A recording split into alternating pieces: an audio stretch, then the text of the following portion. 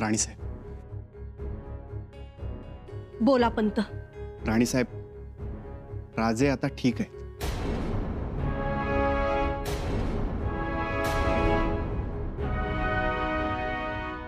ठीक आहेत म्हणजे काय झालं आहे दादासाहेबांना? राजे जखमी झाले होते.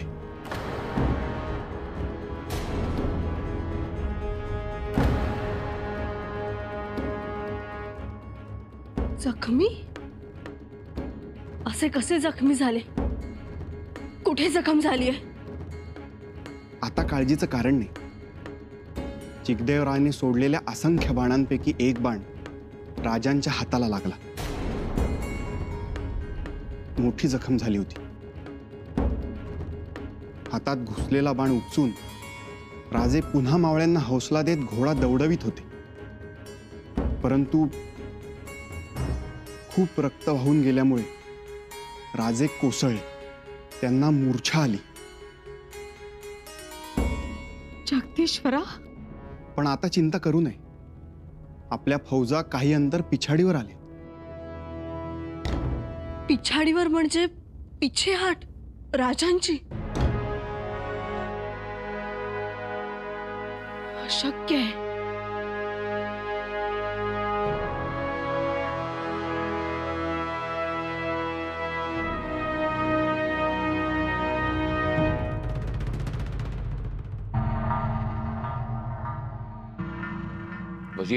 वजीर आला, हम अपनी खुशी का इजहार किस तरह से करें बताएं।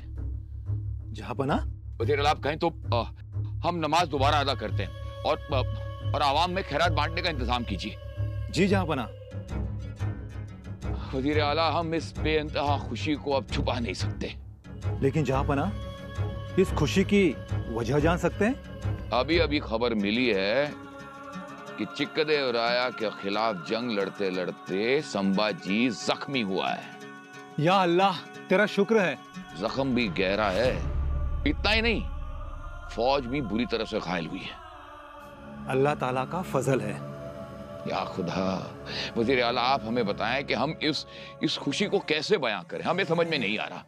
जहांपना, हम क्या बताएं, बस आप हुक्म दीजिए।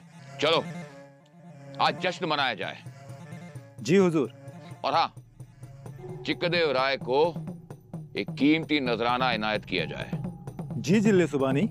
और बस आप सभी ये दुआ कीजिए कि हर रोज हम मुगलिया सल्तनत का फतेह का जश्न मनाएं। आमीन।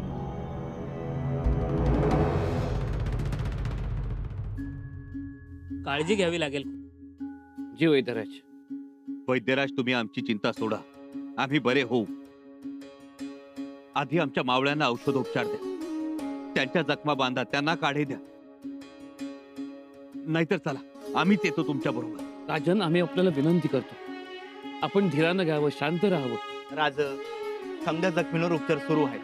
तुम्ही नका काळजी करू. हरजीराजांच्या पथकातली वैद्यराज काम करतायत. कविराज, आबासाहेबांच्या जाण्यानंतर आम्ही आरबी, फिरंगी आणि टोपीकरांकडून विषाच्या उतार्यावरची अनेक औषधं मागवून ठेवली. सुदैवानं ती सोबतच आहेत. त्या संदुकीत असतील. ज्योत्याजीला माहिती आहे. त्याला सोबत घ्या आणि आमच्या मावळ्यांना ती औषधं द्या. मी तशी व्यवस्था करतो. करतो नाही, लगेच करा. कारण या जखमेची वेदना आम्ही जाणतो आणि घाई यासाठी करतो आहोत की हा दाह आपल्या मावळ्यांना सहन होणारा नाही. हरजीराव, तुम्ही जा बरोबर. येतो राजे. काळजी घ्या. येतो. जगदम.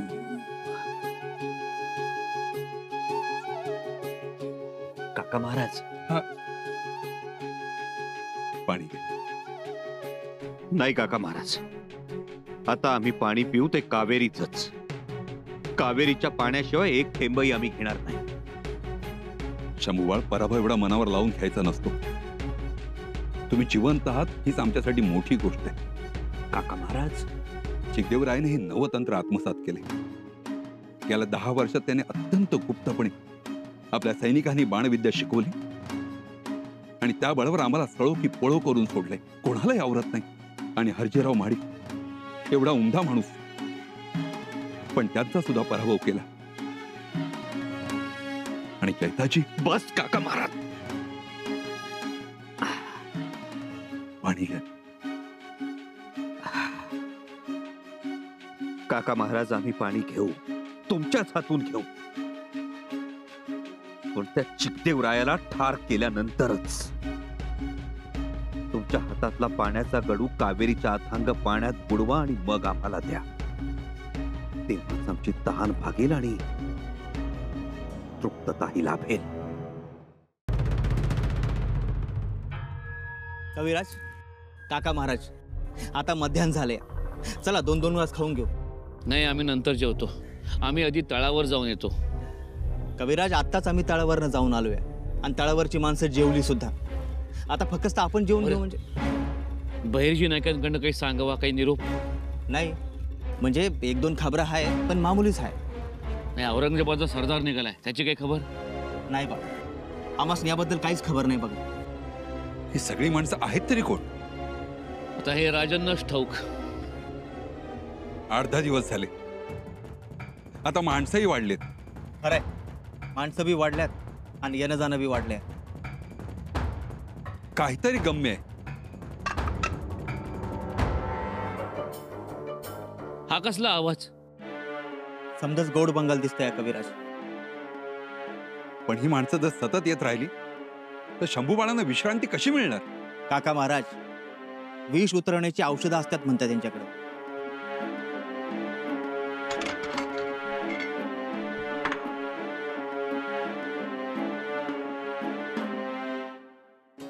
काय चाललंय आता एवढं महत्वाचं?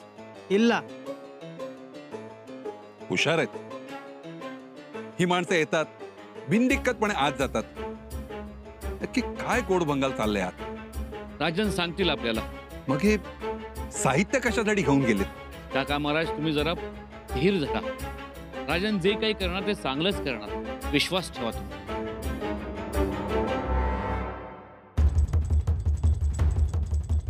वहिनीसा, काय हो, अजून खलिता नाही लिहिला? नाही. अहो, मातोश्रींनी कर्नाटकात जाणारा माणूस थांबवून ठेवला आहे. त्याला जाण्यास सांगा. त्यांच्याजवळ खलिता द्यायचा नाही का? अहो, ते दिवसाला 50 कोस धावणारे. खलिता लगेच पोहोचेल. मुळात आम्ही खलिताच लिहिणार नाही. का? त्या खलित्याचा काहीही उपयोग होणार नाही आणि माझघरातून आलेले खलिते वाचून छत्रपती आघाडीवरून माघारी येण्याची पद्धतही नाही. याचा अर्थ तुमच्याही मनात तेच आहे की आमच्या दादासाहेबांनी त्या चिकदेवरायाला अद्दल घडवावी. अहो राजे, त्याशिवाय येणारच नाहीत. त्या चिकदेवरायाचा फडशा पाडल्याशिवाय ते रायगडाकडे बघणारही नाही. आणि मग येणं तर लांबच. खरंच तुम्ही दोघे लाखात एक नवरा बायको आहात. बत्ताशीबाई, हातोश्रींनी सांगितलं, त्यांचं आपलं आईचं काळीज बोललं. त्यात राजे जखमी आहेत. त्यांना वाटलं असणार बघावंच, पण राजे तिकडे कुठल्या अवस्थेत आहेत, काय करतायत हे आपल्याला ठाऊक नाही. आणि उद्या जर आपला खलिता गेलाच तर तर तर त्यांची द्विधा मनस्थिती होणार. आघाडीवरच्या वीराला, रणांगणावर लढणाऱ्या वीराला घरातली काळजी नसावी, नाहीतर मग त्याचा त्याच्या शौर्यावर परिणाम होतो. आणि म्हणूनच आम्ही त्यांना खलिता धाडणार नाही आणि त्यांना बोलावूनही घेणार नाही. शाब्बास. शोभता मात्र आमच्या दादासाहेबांच्या राणीसाहेब. आम्ही राजेंना ओळखतो. ते असे मोकळ्या हाताने येणारच नाहीत. त्या चिकदेवरायाचे हातपाय बांधून त्याची गुरमी कावेरी नदीच्या डोहात बुडवतील आणि मगच येते. बघाच तुम्ही. राणीसाहेब, एक खबर आहे. राजांची खबर? खबर गोव्याहून आली. गोव्याहून? कसली खबर आहे? गोव्यात फिरंग्यांनी फोंडा महाल घेण्याची तयारी सुरू केली. काय? जी. राजे कर्नाटक मोहिमेत अडकलेत. सरनोबत स्वराज्याच्या पूर्व सीमेवर आहे. आता कोणताही मातब्बर सरदार गोव्यात येणं शक्य नाही, म्हणून फोंडा महाल घेण्याची तयारी सुरू झाली. असं. आणि राणीसाहेब, फिरंग्यांना मदत करतायत ते वतनदार देसाई, कुडाळचे खेम सावंत, डिचोलीचे नारबा देसाई, पेडण्याचे केशव प्रभू आणि फोंड्याचे दुलबा नाईक. उलटले तर दादासाहेबांना कळवूयात. नको. गोव्यातील परिस्थिती आम्ही सांभाळतो. राजेंना चिकदेव रायासाठी मोकळे सोड.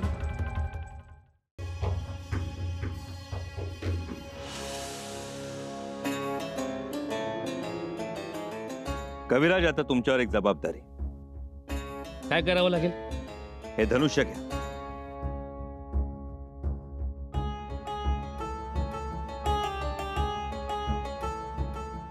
आता हे चिलखत शत्रूच्या बाणांना थोपवू शकतं की नाही ते आपण पाहू. बाण घ्या.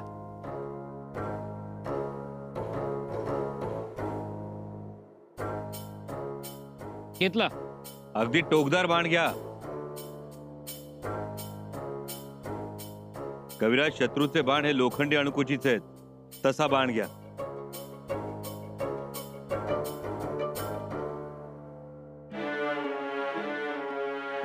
घेतला. धनुष्यावर बाण लावा. लावला. आता चालवा बाण आमच्या छातीवर.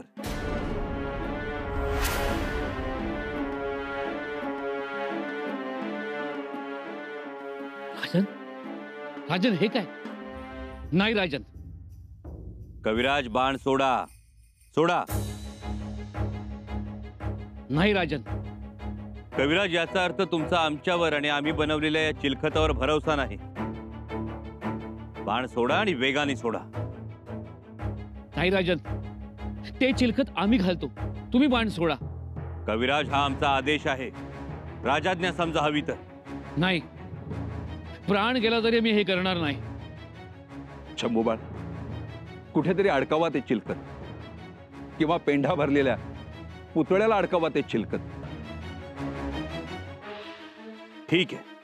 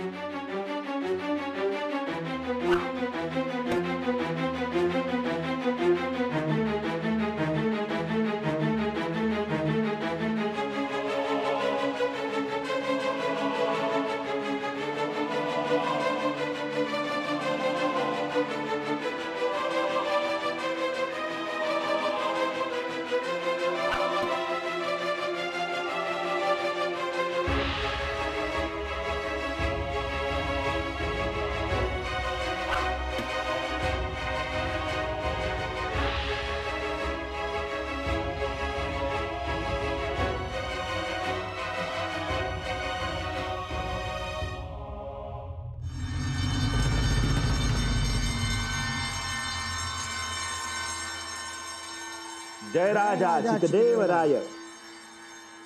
आज या चिकदेव रायाच्या दरबारात कोण आले माहिती? निमगे तिलतदे, आलमगीर, बादशाह औरंगजेब यांचे नेकबंदे सुजाहत खान. या खान साहेब, आगतम स्वागतम. शुक्रिया. या आलम दुनियेत ज्यांचा कोणी मुकाबला करू शकत नाही ते आलमगीर आमच्या फतेची मुबारकबाद देण्यासाठी खान साहेबांना पाठवतात.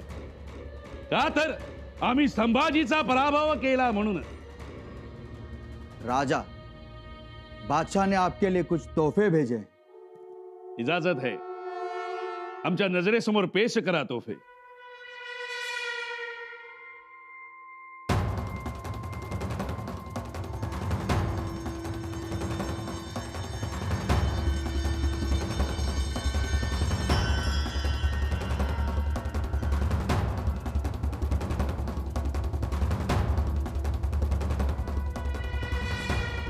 खान साहेब, ನಾನು ಈಗ ಏನು ಮಾಡಿ काय करू मी तुमच्यासाठी दोस्ती और हमारे दुश्मनों से दुश्मनी। हिंगा केली संभाजीशी आमची दुश्मनी आहेच. ನನ್ನ ಹೆಸರು ಚಿಕ್ಕದೇವರಾಯ. मैसूरचा राजा मी, दक्षिणेचा जनतेचा प्रतिपालक. मी संभाजीला जिवंत गिरफ्तार करून तुमच्याकडे देईन. संभाजी मला घाबरतो आणि आता तर बरोबर तुमची 7,000ची फौज, ही फौज कामी पडेल. त्या चिकदेवरायाचं नाव ऐकल्यावर मराठा कसे लटपट कापतात तुमच्या डोळ्यांनी बघा. अग्नि अंदरे चिकदेवराय. जहांपना, संभाजी तो बड़ी तैयारी के साथ जंग का ऐलान करने मैदान में उतरा है. मतलब बानावर में? हाँ, भानावर गांव में संभाजी की फौज खड़ी है. उसने चिकदेवराय को ललकारा है. तो चिकदेवराय ने अपने सरदार सुजात खान को फौज देकर संभाजी पर हमला बोलने भेज दिया है. बहुत खूब.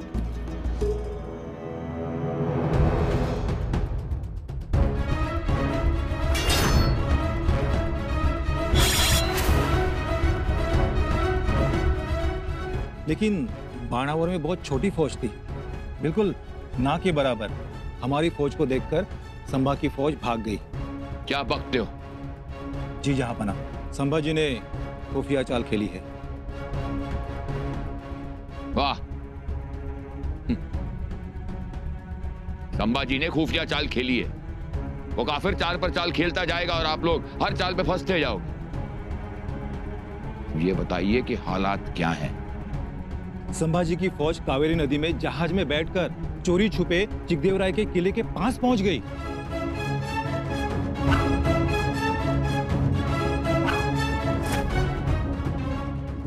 और अचानक संभा ने धावा बोल दिया. चिकदेवराय की कोई बात समझ में नहीं आई. उसके पास सैनिक भी कम थे. वह गुस्से से आग बबूला हो गया. उसने अपने सैनिकों को हुक्म दिया और तीर कमान से संभा पर धावा बोल दिया ताकि संभा की आगे बढ़ती फौज को रोक सके. संभा की फौज रोक दी? नहीं जहांपना, जलते हुए तीर भी संभा के सैनिकों को मार नहीं सके. या खुदा, यह कैसी चाल चली है उस काफिर ने? जहांपना, संभा ने कुछ चमड़े के बख्तर सैनिकों को दिए थे. या कुछ और भी बात होगी. ये सारे तीर नाकाम हो गए. फिर क्या हुआ? जहांपना, भारी तादाद में चिकदेवराय का नुकसान हो गया. हम कहते आए कि चिकदेवराया एक बहुत बड़ा सूरमा है, मगर सियासत चाले नहीं चलता. संभाजी ने सही चाल खेली है.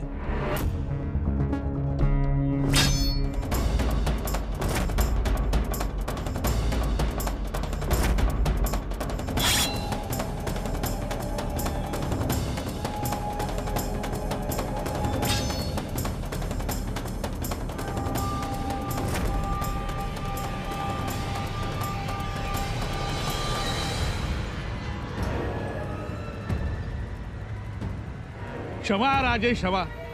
घोर अपराध झाला माझ्याकडून. राजे, माफ कर दीजिए राजे. क्षमा राजे, मी ओळखू शकलो नाही तुम्हाला.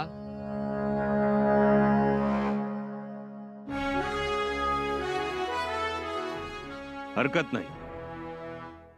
आम्हाला ओळखलं नाहीस, काही हरकत नाही.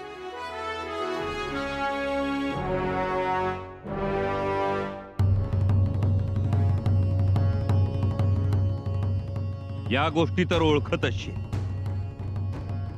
काय आहे? राजन काय विचारतायत? मात्याड्री बोल. एवढा उशीर सांगायला? तुझ्या परिचयाच्या वस्तू आहेत. चाकू आणि वस्त्र आहे ते. यानेच तू आमच्या जीवाभावाच्या जैताजी काटकरांचे नाक कान कापलेस. दादाजी काकडेंचं शिर छाटून ओल्या शिराची मिरवणूक काढलीस. क्षमा राजे. याचे सुद्धा नाक कान कापा. शंभू राजे, क्षमा करा.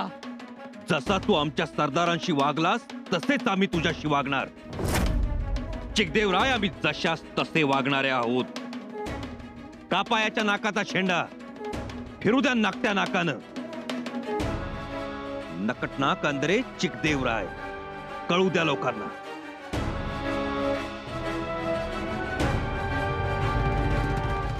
ही वाचला हे नशीब समज चिकदेवराय. आता जा नाकट्या नाकानं आणि खंडणी घेऊन ये. आम्ही इथंच आहोत.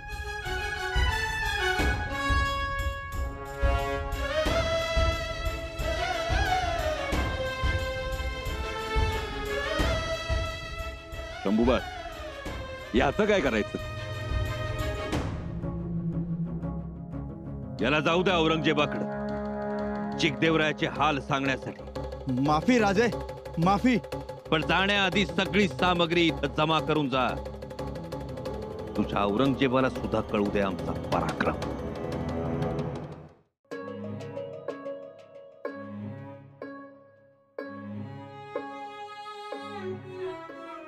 मुळी आम्ही तुमच्याशी बोलणारच नव्हतो. का आल्या आल्या ही बक्षिसी? बक्षिशी म्हणजे किती हेळसाण करून घेतली बघितलत ना. गेला तेव्हा कसे होतात आणि आता बघा बघा आरशात. आरशातच तर बघतो. राजे, बगल देऊ नका. बघा आरशात. अर्धीही राहिली नाही तब्येत. कशी राहील? आमची कारभारी नव्हती ना तिथं. तिच्या आजच्या गरमागरम भाकरी, उसळ, लाडी गोडी चालणार नाही आम्हाला. हात दाखवा. ज्यांना हात दाखवायचा त्यांना दाखवला. आता तुम्हाला कशाला दाखवू? राजे, वेळ मारून येऊ नका बरं. आम्हाला जखम बघायची आहे. विचार तरी केलात का आमचा जीव कसा झाला असेल? खबर कळल्यापासून अन्नाचा एक घास गोड लागला नाही. रात्रीची झोप नाही की काही नाही. फक्त एकच विचार, कुठं लागलं असेल, किती लागलं असेल बघू बरं. राणी साहेब, अहो जखम काय बघताय? जखमेनं केव्हाच खपली धरली. आणि बघायचं असेल तर आमच्या डोळ्यात बघा. बघा आमच्या डोळ्यात म्हैसूरचा विजय, कावेरी नदीचं उसळणारं पाणी, सपासप पाणी कापत जाणाऱ्या होड्या, छोटे तराफे, आमच्या मावळ्यांच्या पाठीवर बांधलेली आग आणि आमच्या उरात उसळणारा लाव्हा. राजे, राणी साहेब, आम्हाला दानव म्हणणाऱ्या त्या चिकदेवरायाला कावेरीच्या तटावर तिच्याच साक्षीनं शरण आणलं. दाखवून दिलं त्याला मराठा काय असतो ते. राजे, तुम्ही चिलखतही बनवलंयत ना. आम्हाला बघायचंय ते चिलखत. केवढं ते बुद्धी चातुर्य हो. आमच्या मनात कल्पना आली. पण होदेगिरी, चंद्रगिरी आणि कनकगिरीच्या आपल्या लोकांनी खूप मदत केली. हे सगळे आमच्या आजोबांबरोबरचे लढवई. आजोबा गेल्यानंतर तिथंच स्थायिक झाले. पण आजही त्यांचं दैवत शहाजी महाराज साहेब आहे. रामजी,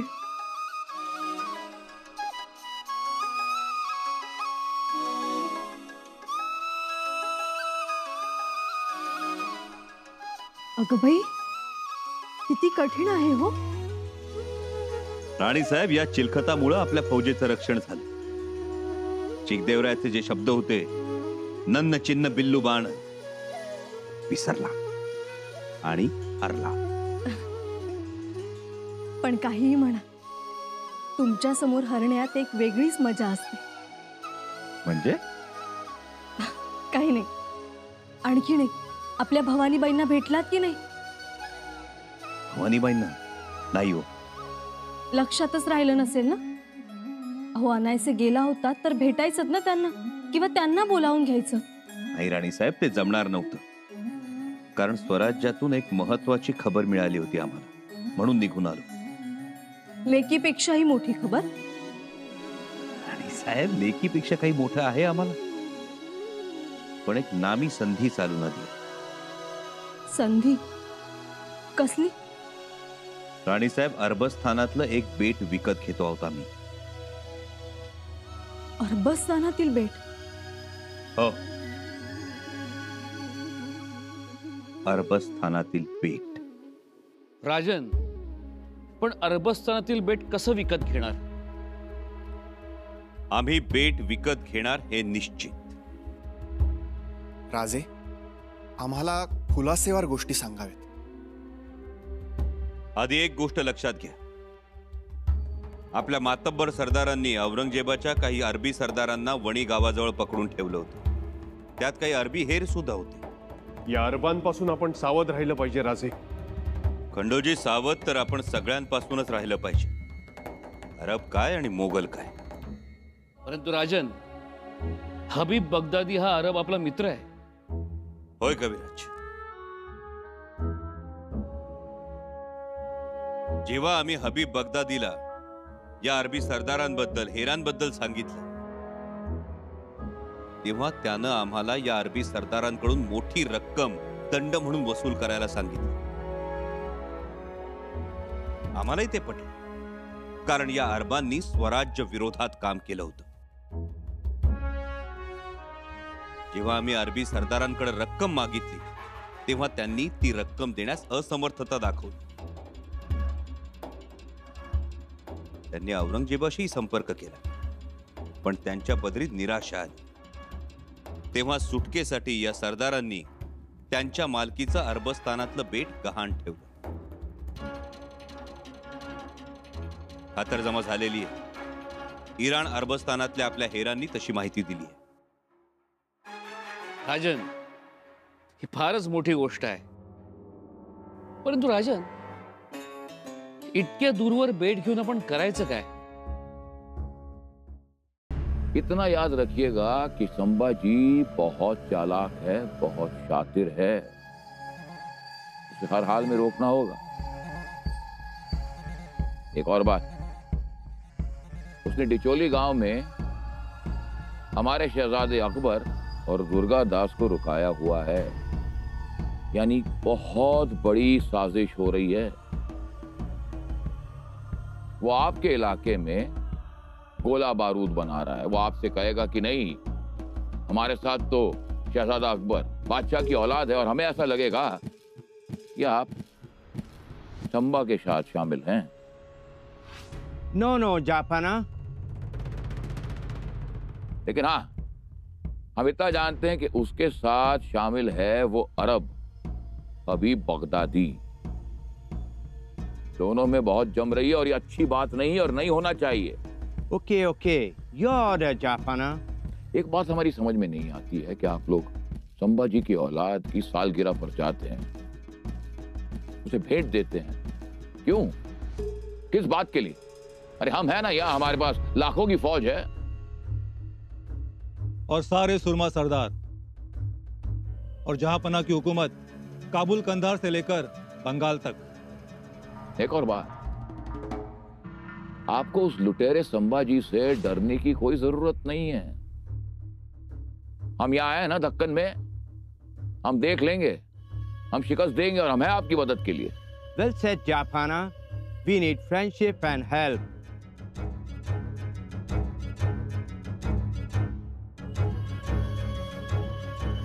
बहुत खूब. आपको हमारी तरफ से सारी मदद मिलेगी. घोड़े, फौज, असला, बारूद, सब कुछ. साथ में हमारा दिमाग और हमारी तरकीब भी. वजीर आला जी, आज शाम को शाही दावत का इंतजाम किया जाए. आज हम सब मिलके हरम गोश्त का नौश फरमाएंगे. जी हुजूर. औरंगजेबानं गोव्यातल्या फिरंग्यांना लालूच दाखवून आपल्या विरुद्ध भडकवलं. भडकवलं? हो, भडकवलं. तसं गोव्याच्या विसराईला औरंगजेबानं पत्र सुद्धा पाठवलंय. महाराज, औरंगजेबाने शेख मोहम्मदला गोव्याला पाठवलंय, आणि शेख मोहम्मदनं विसराईची भेट घेतली. ऐकलं? आणि एवढ्यावरच औरंगजेब थांबत नाही. तो विसराईला लिहितो, मोगलांनी संभाजी विरुद्ध युद्ध पुकारलं, तेव्हा फिरंग्यांनी सुद्धा संभाजी बरोबर युद्ध करण्यासाठी सिद्ध व्हावं. मोगल सैन्याची रसद घेऊन सुरत ते मुंबई अशा जाणाऱ्या तारव्यांना आणि काफिल्यांना फिरंग्यांनी विरोध करू नये. कविराज, ही सूचना कमी आणि धमकी जास्त आहे. आता खरा धोका तर पुढे. फिरंग्यांनी औरंगजेबासमोर हात टेकले. आपल्यापेक्षा त्यांना औरंगजेब जवळचा वाटतोय. आणि म्हणूनच फिरंग्यांनी औरंगजेबाच्या सैन्याला त्यांच्या प्रांतातून वाट करून दिली. म्हणजे आता वसईच्या खाडीतून, कल्याणच्या ठाण्यातून औरंगजेबाचं सैन्य कोकणात उतरणार आणि हे स्वराज्यासाठी घातक आहे. निळोपंत, म्हणूनच तर आम्ही तुम्हाला चौलपासून ठाण्यापर्यंत मुसंडी मारायला सांगितली. याचा उलगडा आत्ता झाला. याचा अर्थ फिरंगी आपल्या स्वराज्याच्या आड येणार तर. त्याचा उद्देश तर तोच आहे. फिरंगी आपल्या ताब्यातून अंजदीव बेट घेण्याचा प्रयत्न करतील आणि म्हणूनच आम्ही सरसेनापती येसाजीराव कंकांना गोव्याच्या सीमेवर पाठवतो आणि येसाजीराव गंभीररावांना वकील म्हणून विजरईकडे पाठवतो.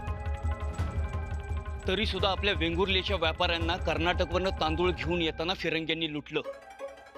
त्यांचे मचवे पडाव गोव्यात पळवलेत.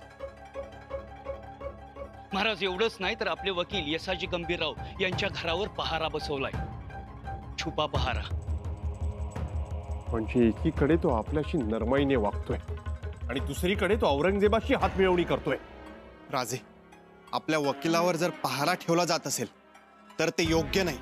याबद्दल आम्ही लवकरच निर्णय घेऊ. बैरजी काका, रामशेजची परिस्थिती काय?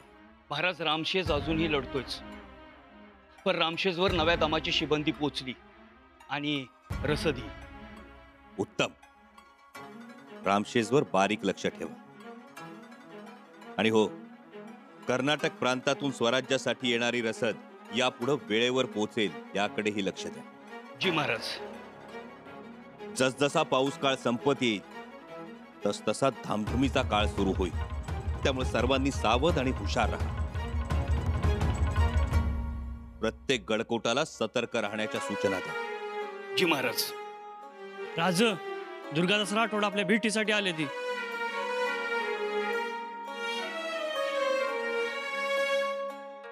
राणा दुर्गादास.